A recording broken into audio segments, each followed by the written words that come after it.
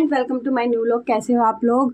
तो आज विश्वकर्मा पूजा है हमारे यहाँ पे और गोवर्धन पूजा भी है। दोनों आज ही एक दिन ही पड़ा है और तो आज हम उसकी पूजा करने के लिए जाएंगे। तो आज के ब्लॉग में आप लोग बने रहना। तो आज पहनने वाली हूँ मैं ये साड़ी। तो आज के ब्लॉग में मैं बताऊंगी भी कि मैं कैसे उल्टे पल्लू की साड़ी पहनती हूँ, कैसे ड्रेप करती हूँ घर पे या कहीं मुझे को आना जाना हो तो मैं किस टाइप से आसानी से 2 पिन में ही सिर्फ आसानी से साड़ी ड्रेप कर लेती हूँ उल्टे पल्लू में। तो आप लोग ज़रूर देखना मेरा वीडियो पूरा। तो सबसे पहले मैंने साड़ी का आंचल लिया है और आंचल को मैं फोल्ड कर लूँगी। जैसे प्लेट बनाते हैं वैसे ही सिंपल आप इसको बना सकते हो, यह आप लोगों को आता होगा। तो इसकी लेंथ आपको उतनी रखनी है जितना आपको पल्ला रखना है, उसी हिसाब से आपको इसकी लेंथ रखनी है। तो मैंने भी उसी हिसाब से रखा है क्योंकि मुझे सर पे पल्ला लेना होता है, इसलिए मैं थोड़ी लेंथ ज़्यादा लेती हूँ। उसके बाद आपको नीचे की प्लेट बना लेनी है। तो मैंने इसकी नीचे की प्लेट बनाई है सबसे पहले। ये भी सिंपल है, ये भी सब लोग बनाते हैं, लेकिन प्लेट इसमें बड़ी बड़ी बनानी है तभी अच्छी साड़ी लगती है पहनते हुए। और अगर आप जब भी साड़ी पहनो तो अपनी टूड़ी से नीचे ही पहनो, क्योंकि साड़ी टूड़ी से नीचे ही अच्छी लगती है, खासकर पतले लोगों पर। और जिनकी हाइट कम हो वो टूड़ी से नीचे ही साड़ी पहने, क्योंकि उसके बाद ही साड़ी अच्छी लगती है और थोड़े लंबे लगने लगते हैं टूड़ी से नीचे अगर हम साड़ी पहनते हैं तो मैं भी इसी टाइप से पहनती हूँ क्योंकि मेरी हाइट भी थोड़ी कम है इसीलिए। तो उसके बाद फिर मैंने प्लेट बना ली है और प्लेट हमेशा बड़ी बड़ी ही बनानी चाहिए हमें। और साड़ी को जब भी बांधे तो उसको बिल्कुल ही टाइट बांधे, क्योंकि साड़ी बिल्कुल जब टाइट बांधेंगे तभी अच्छी लगेगी, वरना साड़ी फैली फैली और हम ज़्यादा मोटे लगेंगे। जो लोग मोटे हैं उनको तो बिल्कुल ही टाइट साड़ी पहननी चाहिए, क्योंकि पतले लोगों पे चल जाता है थोड़ा साड़ी अगर ढीली हो जाए हल्की सी। तो इसीलिए वैसे साड़ी तो सब टाइट ही बांधते हैं, लेकिन कुछ ज़्यादा ही टाइट बांधनी होती है। जो लोग ज़्यादा मोटे होते हैं उन लोगों को और टूड़ी से नीचे साड़ी पहने तो वो लोग लंबे भी लगेंगे, मोटे लोग। तो उसके बाद मैंने नीचे की प्लेट बना ली है। अब मैं ऊपर का पल्ला तैयार कर रही हूँ। तो ऊपर का भी मैं पतला सा पल्ला लेके इसको बना रही हूँ। तो छोटी छोटी प्लेट बना रही हूँ मैं ऊपर की, क्योंकि मुझे छोटी प्लेट ही अच्छी लगती है और आजकल ज़्यादातर लेडीज़ है छोटी प्लेट्स ही बनाती, क्योंकि बड़ी बड़ी प्लेट्स अच्छी नहीं लगती, अच्छा लुक नहीं आता है साड़ी का। तो इसीलिए तो मैंने प्लेट्स बना ली है और इसको मैं अच्छे से अब बना रही हूँ और ये इसको इकट्ठा कर रही हूँ थोड़ा सा नीचे आके, जो ये प्लेट बन गई है। तो ये चीज़ आपको बहुत अच्छे से लेनी है, जहाँ पर लाइंस आए प्लेट्स की उसी को पकड़ना है। तो मैं पकड़ रही हूँ उसी को जहाँ पर लाइंस आ रही हैं प्लेट्स की, और इसको इकट्ठा कर लेना है। तो ये सारा मैं इकट्ठा कर रही हूँ, आगे से भी पीछे मैंने कर लिया है और उसको आपको पकड़ के रखना है, आप पिन अप कर सकते हो। तो इसीलिए, और मेरी साड़ी प्रेस नहीं थी थोड़ी, इसीलिए ये उलझी हुई है। मैंने डायरेक्ट अलमारी में से निकाली और पहन ली, इसीलिए थोड़ी उलझी हुई है। तो आप उस चीज़ को इग्नोर करना प्लीज़ तो अब उसके बाद मैंने ये प्लेट्स बना ली है आगे की, और मैं इसको आगे की तरफ से भी इकट्ठा कर रही हूँ। और फिर उसके बाद में इसे इकट्ठा करके इसको अच्छे पोजीशन में लाके फिर इसमें पिन अप कर लूँगी। तो ये देख सकते हैं आप, प्लेट्स बन चुकी है मेरी कितने अच्छे से। और इसको आपको बिल्कुल ही टाइट कर लेना है। जो आगे ब्लाउज़ के पास जो प्लेट जाती है, आगे वाली लेस होती है, वो आपको निकाल के रखनी है।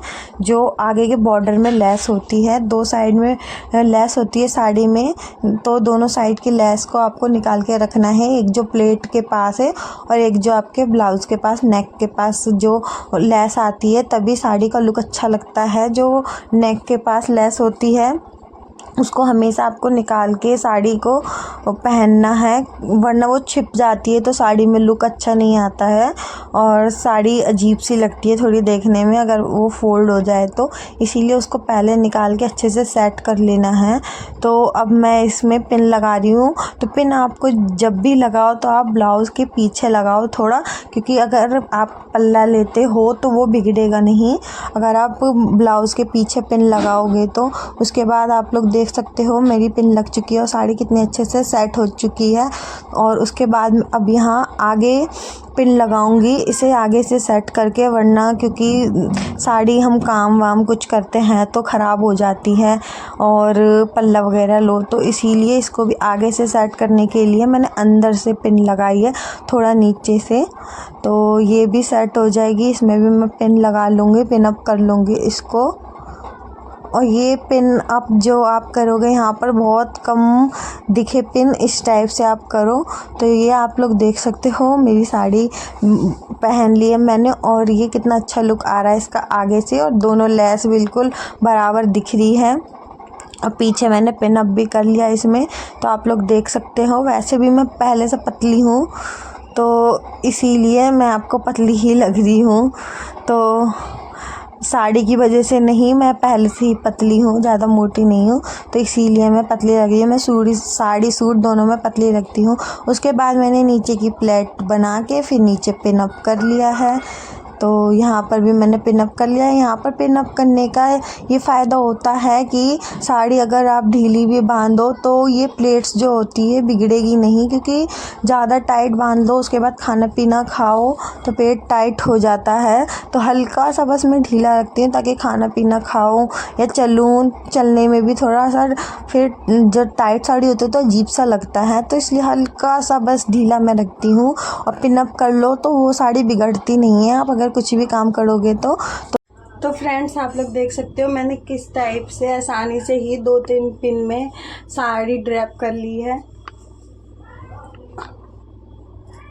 तो मैं इसी टाइप से साड़ी पहनती हूँ घर पे भी और कहीं जाना हो तो आपको कैसी लगी मेरी वीडियो कमेंट में ज़रूर बताना साड़ी की।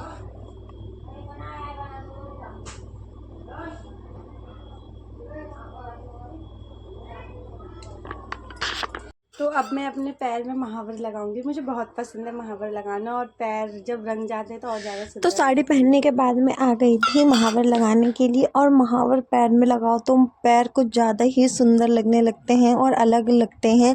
तो महावर सुहाग का ही एक हिस्सा है, ये लोग सब जानते हैं। तो अगर आप कभी भी रेडी हो किसी भी पूजा पाठ के लिए या कोई अच्छे काम के लिए तो महावर लगाना बहुत ज़रूरी है। या हम कभी मायके जाते हैं या ससुराल आते हैं तो जो सुहागन लेडीज़ होती हैं वो महावर ज़रूर अपने पैरों में रखती हैं।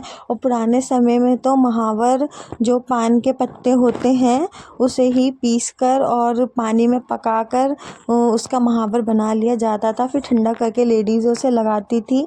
और पुराने टाइम में तो लेडीज़ें जो होती हैं वो डेली महावर लगाती थी, क्योंकि इससे पैर को ठंडक मिलती है और तनाव भी दूर रहता है, तो कुछ ऐसा माना जाता है इसीलिए लगाती थी। और पुराने समय की एक और कहावत मैंने सुनी है महावर की, कि पुराने समय में जब वो लेडीज़ें बसंत का टाइम होता है तो बसंत के टाइम पर जब लेडीज़ अपने पैरों में, बसंत का जो महीना आता है तो जब लेडीज़ें उस महीने में अपने पैरों में महावर लगा के जो अशोक के पेड़ होते हैं, अशोक के पेड़ के चारों तरफ घूमती थी तो जो उनके पत्ते होते हैं वो खिल जाते हैं, कुछ ऐसा माना जाता है। तो ऐसा भी है, कुछ मैंने सुना था अपनी मम्मी और दादी वगैरह से कि अशोक के पेड़ के पास जब लेडीज़ें महावर लगा के जाती थी और उसके परिक्रमा करती थी तो जो उसके जो पत्ते होते हैं वो खिल जाते हैं। तो यहाँ पर हमने गोवर्धन की तैयारी की है, हमारे घर में गोवर्धन महाराज की।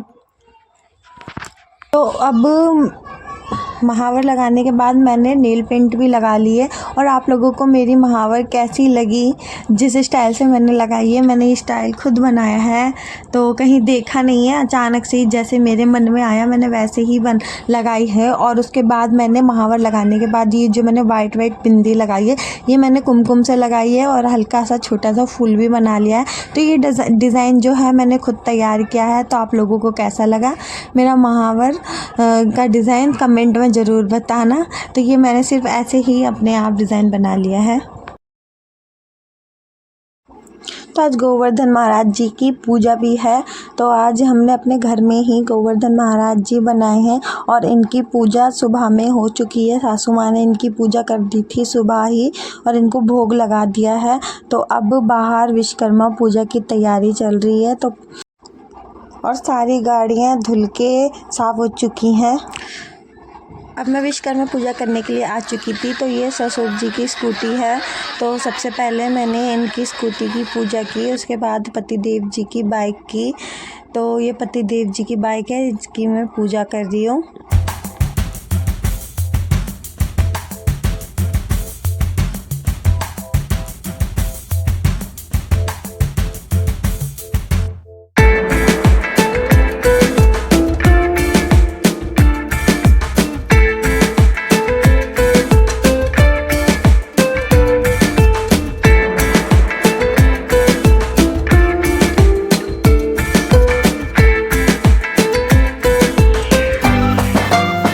अब शाम हो चुकी थी, तो शाम की पूजा करने के लिए मैं आ गई थी गोवर्धन महाराज के पास। तो इनकी पूजा मैं कर रही हूँ और इनको हमने फिर भोग लगाया और इनके पास 2 दिए रखे और इनकी पूजा करके अच्छे से आशीर्वाद लिया हमने इनसे।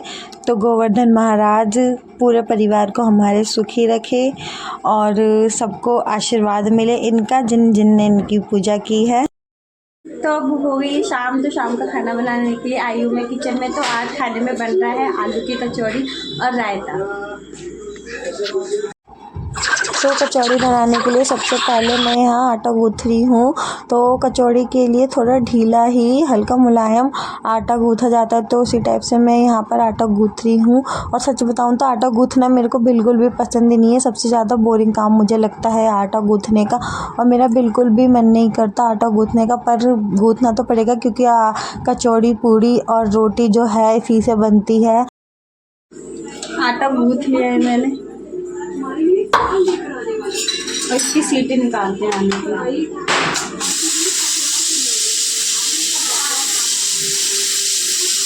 बहुत देर से पकड़े थे, सीटी हो गई, सीटी तो पूरी निकल गई।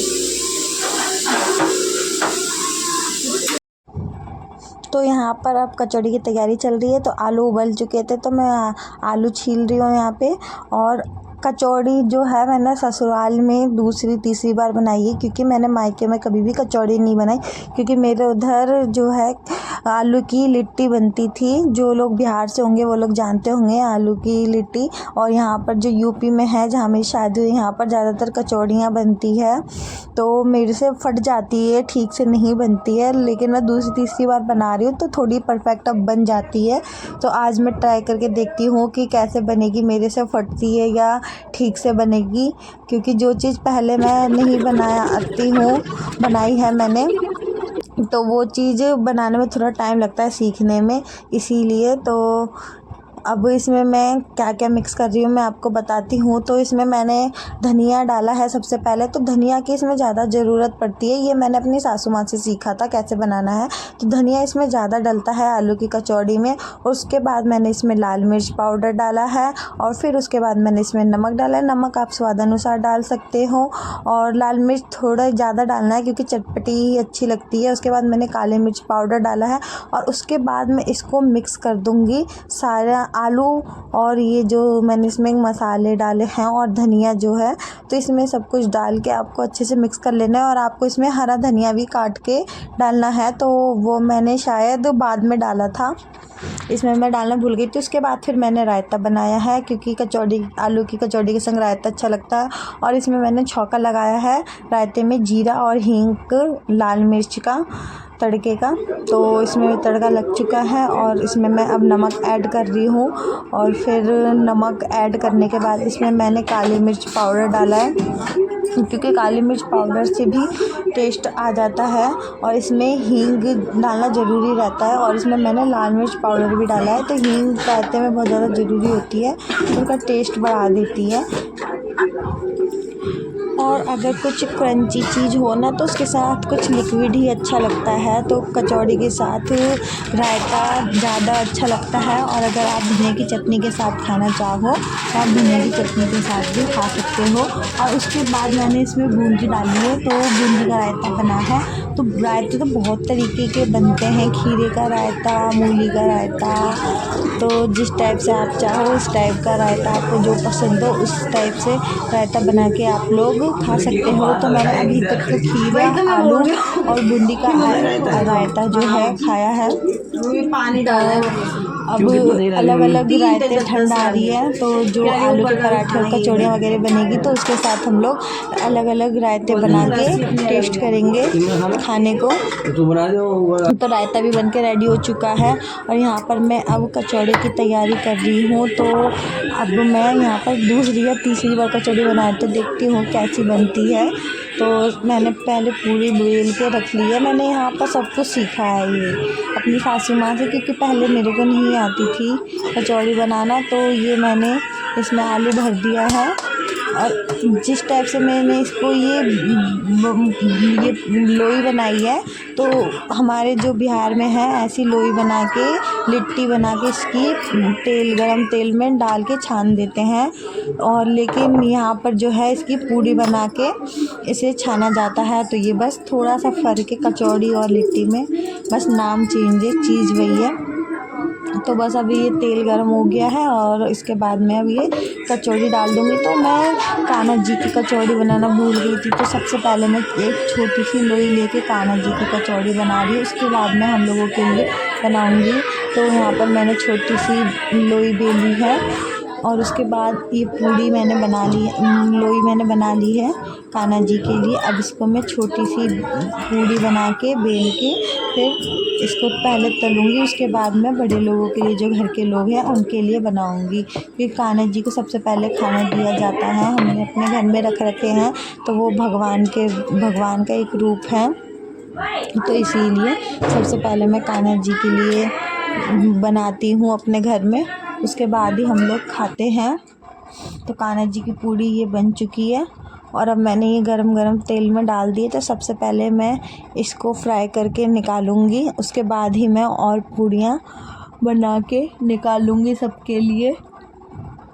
तो कान्हा जी की पूड़ी बन गई, तो सबसे पहले मैं कान्हा जी को खाना दे के आऊँगी, उसके बाद फिर हम लोग टेस्ट करेंगे। तो अब पूड़ी धीरे धीरे करके मैंने सारी पूड़ियाँ इकट्ठी बना ली थी और ये देख सकते हो आप रायते के साथ पूड़ी तैयारी। और सबसे पहले पतिदेव जी टेस्ट कर रहे हैं और इस ब्लॉग को मैं यहीं एंड करती हूँ। तो ब्लॉग कैसा लगा, अगर पसंद आया हो तो प्लीज़ लाइक करना, सब्सक्राइब